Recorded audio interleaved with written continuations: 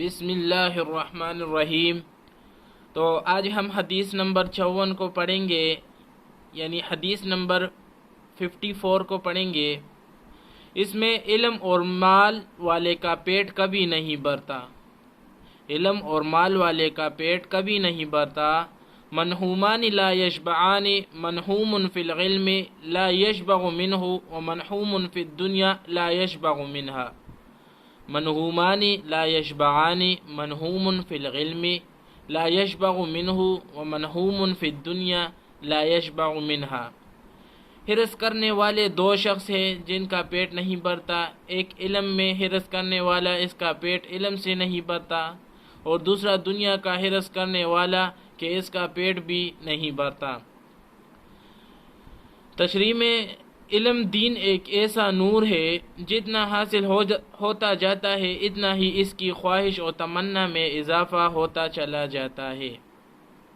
گویا ربی زدنی علما اس کے بارے میں قبول ہوئی معلوم ہوتی ہے، اس کی تمنا ہوتی ہے کہ میں علم کی آخری منزل تک پہنچ جاؤں، مگر اس کی یہ تمنا پوری نہیں ہوتی، کیونکہ علم کا میدان اتنا وسیع ہے کہ کوئی انسان اس کی انتہا تک پہنچنے کا دعویٰ نہیں کر سکتا۔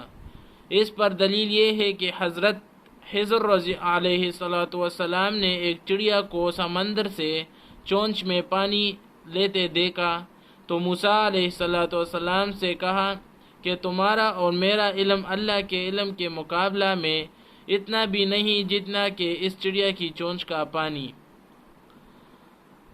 اسی طرح دنیا کے حریص کا پیٹ نہیں بھرتا۔ جیسے ایک روایت میں آتا ہے کہ اگر انسان کو ایک وادی سونے کی دے دی جائے تو دوسری کی فکر میں رہے گا، جب اس کو دوسری مل جائے تو پھر تیسری کی فکر میں رہے گا۔ اگر کبھی بھی یہ کنایت نہیں کرتا۔ بعض داناؤں کا مقولہ ہے کہ دنیا کی مثال شراب کی طرح ہے، جتنا پیتا ہے اتنا ہی اس کی طلب میں زیادتی ہوتی ہے۔ تو بھائی دوستو، اگر آپ نے ہمارے اس خدمت حدیث چینل کو سبسکرائب نہیں کیا ہے تو سبسکرائب کا بٹن دبا لیں اور بیل آئیکن کو آل پہ کر دیں تاکہ ہماری ہر ایک ویڈیو آپ تک پہلے پہنچ سکے۔